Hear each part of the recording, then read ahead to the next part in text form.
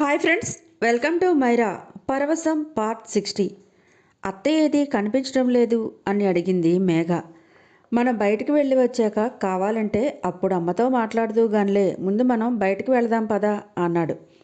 నువ్వు వెళ్ళి కారులో కూర్చో, నేను అమ్మతో చెప్పేసి వస్తాను అని కిచెన్లో ఉన్న సునంద దగ్గరికి వెళ్ళాడు శౌర్య. అమ్మా, నేను కాసేపు బయటికి వెళ్ళొస్తాను, కొంచెం ఆఫీస్ పని ఉంది అన్నాడు. మేఘ వచ్చిందని తెలియని అమ్మ, మావయ్య ఫోన్ చేశాడా శౌర్య అని అడిగింది. లేదమ్మా, సాయంత్రం నువ్వు చేద్దువుగానిలే అన్నాడు. సరే, తొందరగా వచ్చే అంది నిరుత్సాహంగా. నాకు రాగా ఎలాగో అమ్మకి వాళ్ళ అన్నయ్య కూడా అలాగే కదా. అన్నతో భేటీ అనగానే అమ్మకి కొంచెం భయం వేసినట్టుంది. అది నా వల్లే కావడంతో నాతో చెప్పలేక, ఎటూ మాట్లాడలేక నాకు మామయ్యకి మధ్య నలిగిపోతోంది అమ్మ. తొందరలో దీనికి చెక్ పెట్టాలని ఉన్నా మామయ్య సహకరించకపోవడం వల్ల నేనేం చేయలేకపోతున్నాను. నేను మేఘ ఇద్దరం కలిసి బయట రెస్టారెంట్లో కూర్చున్నాం. కాసేపు మౌనం తర్వాత, బావా, ఏం మాట్లాడాలనుకుంటున్నావో మాట్లాడేసేయ్, ఏం పర్వాలేదు అంది వాతావరణాన్ని తేలిక చేస్తూ. నా మీద నీ ఒపీనియన్ ఏంటి మేఘ అని అడిగాను. అర్థం కాలేదు బావా అంది ఆశ్చర్యంగా చూస్తూ. అదే, మనిద్దరికీ పెళ్లి చేయాలని అనుకుంటున్నారు కదా, ఆ విషయంలో నీకేవైనా అభ్యంతరాలున్నాయా అన్నాను. ఆ విషయం తర్వాత అసలు నాన్నకి నీకు మధ్య ఏదైనా జరగకూడనిది జరుగుతోందా? నీ మాట అంటేనే నాన్న చిరాకు పడుతున్నారు, ముందు ఆ విషయం చెప్పు అంది మేఘ. ఆ విషయమే అడుగుతున్నాను మేఘ, నేను మళ్ళీ ఇండియా వెళ్ళాలని అనుకుంటున్నాను. మావయ్య ఏమో నిన్ను పెళ్లి చేసుకుని తీసుకువెళ్ళమని చెప్పాడు. నాకేమో నిన్ను పెళ్లి చేసుకోవడం ఇష్టం లేదని చెప్పాను నేను. అందుకే మావయ్య చాలా కోపంగా ఉన్నాడు నా మీద. అమ్మమ్మ తాతయ్య నా పేరున ఆస్తి అంతా రాశారని ఏదేదో అన్నాడులే. పెద్దవాడిగా తన కోపంలో న్యాయం ఉంది. ఇదే ఈ మధ్య కొన్ని రోజులుగా మా ఇద్దరి మధ్య జరుగుతున్న సైలెంట్ వార్ అన్నాడు శౌర్య. అలా చెప్పేవా నాన్నతో? అసలు నువ్వెందుకు బావా అలా చెప్పావు? నిజంగా నేనంటే నీకు ఇష్టం లేదా? ఇన్ని రోజులు లేనిది ఇప్పుడేంటి కొత్తగా? ఎవరినైనా ప్రేమించావా అని అడిగింది. ఈ విషయం మీద నేను ఇప్పుడే ఏ క్లారిటీ ఇవ్వలేను మేఘ. నిన్ను పెళ్లి మాత్రం నేను చేసుకోలేను. ఈ విషయమే కన్విన్స్ చేద్దామని మీ ఇంటికి చాలాసార్లు వచ్చాను. అమ్మతో కూడా మాట్లాడాను. అయినా మీ నాన్న ఒప్పుకోవటం లేదు. ప్రాపర్టీ మొత్తం నీ పేరున పెట్టేస్తానని కూడా చెప్పాను. ఆస్తి ఎవరికి కావాలి? నన్ను అల్లుడిగా చేసుకోవడం కావాలని అంటున్నాడు మీ నాన్న. చాలా కోపంగా ఉన్నాడు నా మీద. ఆ కోపం అంతా నిన్ను చేసుకోలేనని చెప్పినందుకే. ప్రాపర్టీలో, బిజినెస్లో అన్నిట్లో తనకు రావాల్సింది మాత్రమే కరెక్ట్గా పేపర్స్ రెడీ చేయమని కూడా చెప్పేశాడు. మీ నాన్నని ఎలా కన్విన్స్ చేయాలో నాకు తెలియడం లేదు అన్నాడు శౌర్య. మావయ్యను బాధ పెట్టాలన్నది నా ఉద్దేశం కాదు మేఘ. ఇష్టం లేని పెళ్లి చేసుకోవడం వల్ల నీకు నాకు కూడా మంచిది కాదు కదా అన్నాడు.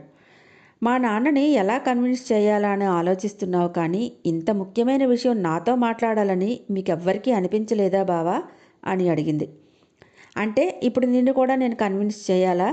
కనీసం నేనేంటో, నా మనసేంటో, నా ఆలోచనలేంటో మీకెవ్వరికీ అర్థం కావడం లేదు. పెళ్లి చేసుకునే వాళ్ళ ఇద్దరికీ ఒకరితో ఒకరు కలిసి ఉండాలంటే ఇష్టం ఉండాలి కదా. కనీసం ఎదుటి మనిషి ఏం చెప్తున్నాడో వింటే మనకొక ఐడియా అయినా వస్తుంది. చెప్పిన మాట వినిపించుకోకపోతే ఎలా చచ్చేది అన్నాడు చిరాకుగా. అయినా మావయ్యతో ముందు మాట్లాడి మావయ్య ఒప్పుకుంటే అప్పుడు నీకు చెబుదామని అనుకున్నాను మేఘ. నాకు కూడా కొంత బాధ్యత తెలుసు. నిన్ను బాధ పెట్టాలనో, ఆస్తి మొత్తం నా పేరున ఉంచేసుకోవాలనో నేను అనుకోవడం లేదు. మావయ్య దగ్గర ఉన్న చనువు కొలది మనసులో మాటని బయట పెట్టాను. ఇష్టం లేకుండా చేసుకుంటే ఇద్దరం సఫర్ అవుతాం కదా మేఘ. ఈ విషయంలో ఎవరు కన్విన్స్ చేసినా నా ఒపీనియన్ మారదు. మనిద్దరి పెళ్ళి జరిగేదైతే లేదు. నిన్ను బాధపెట్టి ఉంటే ఐఆమ్ సారీ మేఘ ఖచ్చితంగా చెప్పేశాడు శౌర్య. కాసేపటి వరకు ఏం మాట్లాడలేదు మేఘ. మౌనంగా ఉన్న మేఘాన్ని చూసి, సారీ, కొంచెం గట్టిగా మాట్లాడానేమో కదా, నిన్ను బాధ పెట్టానా అని అడిగాడు. నువ్వు ఇష్టం లేదంటే మరీ నీ వెంట వెంట పడేటంతటి పిచ్చిదాన్ని మాత్రం కాదులే బావా. కాకపోతే చిన్నప్పటి నుంచి అనుకున్న విషయం కదా. నువ్వు చెప్పిన విషయం జీర్ణం చేసుకోవాలంటే కొంచెం టైం పడుతుంది. పెళ్ళిళ్ళు ఎవరి బలవంతం మీదో జరగకూడదు. సరే బావా, నాకు చెప్పావు కదా, నేను చూసుకుంటానులే. నెమ్మదిగా నాన్నతో నేనే మాట్లాడతాను అంది మేఘ. కాసేపటి తర్వాత వెళ్ళొస్తాను బావా, నేను వచ్చి చాలాసేపు అయింది అంది. నేను డ్రాప్ చేస్తానులే అని శౌర్య ఇంటి వరకు డ్రాప్ చేసి లోపలికి వెళ్లకుండానే వెనక్కి వచ్చేశాడు. వచ్చేసే ముందు, బావా, నేను కాల్ చేసే వరకు నువ్వు ఇండియా వెళ్ళాలనే ఆలోచన పెట్టుకోకు. నాన్నతో నేను మాట్లాడి ఏ విషయం నీకు కాల్ చేసి చెప్తాను అని అంది. ఇప్పుడు నా ఆశలన్నీ మేఘా మీదే ఉన్నాయి. నేను ఏం చెప్పినా వినని మావయ్య మేఘా చెప్తే తప్పక వింటాడేమో అనిపించింది. సరే మేఘా అన్నాడు శౌర్య కూడా. మేఘాతో మాట్లాడిన తర్వాత కొంచెం రిలీఫ్గా అనిపించింది. ఆ రోజు నుంచి వారం రోజుల పాటు మేఘా కాల్ కోసం ఎదురు చూస్తూనే ఉన్నాను. అనుకున్నట్టుగానే వారం రోజుల తర్వాత మేఘా కాల్ చేసి హెల్ప్లైన్ హాస్పిటల్కి రాగలవా బావా అని అడిగింది. ఏమైంది అని అడిగాను కంగారుగా. కంగారు పడాల్సిందేం లేదు బావా, నువ్వురా ఇక్కడ మాట్లాడుకుందాం అంది. మేఘా కంగారు లేదని చెప్పిన తర్వాత శౌర్యకి మాత్రం ఎందుకో ఏదోలా అనిపించి వెంటనే బయలుదేరాడు. హెల్ప్లైన్ హాస్పిటల్కి వెళ్ళేసరికే బయటే వెయిట్ చేస్తోంది మేఘ. శౌర్య కారు దిగుతూనే ఏం జరిగింది మేఘ, ఇక్కడికి ఎందుకు రమ్మన్నావు, ఎవరికి ఒంట్లో బాలేదు అని అడిగాడు. రాబావా అని ఐసీయూలోకి తీసుకుని వెళ్ళింది తన వెంట. దాదాపుగా తన వయసే ఉన్న అందమైన యువకుడు పడుకుని ఉన్నాడు అక్కడ. చేతికి ఫ్లూయిడ్స్ పెట్టి ఉంచారు. మనిషి సెన్స్లో లేనట్టుగా ఉన్నాడు. ఎవరితను అని అడిగాడు శౌర్య. బావా, ఇతని పేరు మైఖేల్, నాతో పాటే మాస్టర్స్ చేస్తున్నాడు. ఎవ్వరూ లేరు, ఇతను ఒక ఆర్ఫన్. ఈ మాట మైఖేల్ గురించి అనటం నాకు అస్సలు నచ్చదు, కానీ నేను నీతో అన్నీ చెప్పుకోగలను కాబట్టే చెప్తున్నాను. పార్ట్ టైం జాబ్ చేస్తూ చదువుకుంటున్నాడు. నేనంటే చాలా ఇష్టమని 1 ఇయర్గా నా వెంట పడుతున్నాడు. నాకు చిన్నప్పుడే మ్యారేజ్ సెటిల్ అయిపోయిందని నీ పేరు చెప్తూ వచ్చాను. చాలా మంచివాడు, ఫ్రెండ్లీగా మాట్లాడతాడు. నానమ్మ తాతయ్య చనిపోయిన విషయం మైకేల్కి కూడా తెలుసు. ఆల్మోస్ట్ ఫ్రెండ్స్గా మా ఇంటి విషయాలన్నీ తనతో షేర్ చేసుకుంటాను నేను. నువ్వు ఇక్కడే ఉన్నావని తెలుసు తనకి. నీతో మాట్లాడాలని, పరిచయం చేయమని రోజూ అడుగుతూనే ఉన్నాడు. నా కర్మ ఏంటో గానీ 1 వీక్ బ్యాక్ నీ దగ్గరికి వచ్చే ముందు నన్ను కన్విన్స్ చేయాలని చూశాడు. అసలు విషయం నాకు తెలియక కొద్ది రోజుల్లో నాకు పెళ్ళి అని చెప్పినా నా మీద ఆశ వదులుకోమని సారీ చెప్పేశాను. 3 రోజులుగా నాతో మాట్లాడాలని చాలా ట్రై చేస్తున్నాడు. నాన్నేమో నీతోనే పెళ్ళని చెప్పాడు. నువ్వేమో నన్ను పెళ్లి చేసుకోను అని చెప్పావు. మైకేల్ ఏమో ఫీల్ మై లవ్ అంటూ వెంటబడి వేధిస్తున్నాడు. నిన్ను పరిచయం చేయమని, నీతో మాట్లాడతానని అడిగాడు. నేనే నో అన్నాను. నా కోసం ఏదైనా చేస్తానని అన్నాడు. ఇవన్నీ ఆలోచించి నా మూడు డిస్టర్బ్ అయ్యి చచ్చిపో అయితే అన్నాను చిరాకుగా. ఇదిగో ఇలా సూసైడ్ చేసుకుని బెడ్ మీద ఉన్నాడు అంది. వాట్, పిచ్చా మేఘ, నీకేమైనా అలాగే చెప్తావా ఎవరికైనా?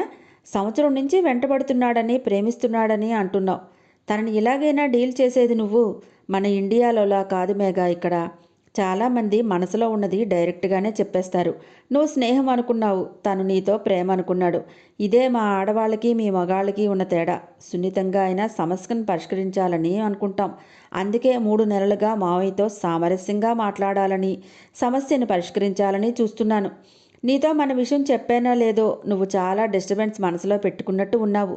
నీ చిరాకంతా తన మీద చూపించేశావన్నమాట. ఏంటి మేఘా, ఇదేనా ఎదుటి మనిషిని అర్థం చేసుకోవటం?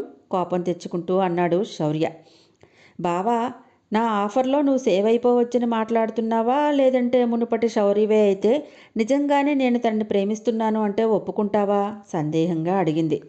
చూడు మేఘ, నేను మరీ అంత షెల్ఫిష్ని కాదు. మనిద్దరికీ పెళ్లి ముహూర్తాలు పెట్టి రేపు పెళ్ళనగా నువ్వు ఇప్పుడు ఈ మాట చెప్పినా నేను ప్రేమ వైపే మాట్లాడతాను. అప్పుడు కూడా ఇదే మాట చెప్తాను.